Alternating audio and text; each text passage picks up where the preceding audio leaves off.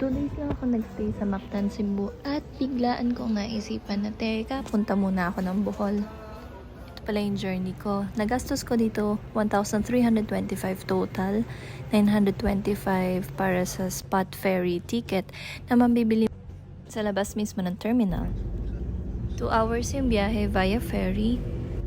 Bago ako malis ng Cebu ay nag-message muna ako kay Kuya Dongsky.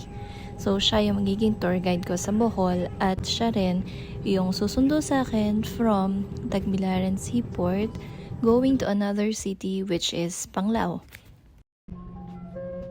Passengers will prioritize first all passengers who are in need of special assistance. Also reminding you that you can claim your checked luggage in the back portion of the vessel. Once again, to our valued passengers.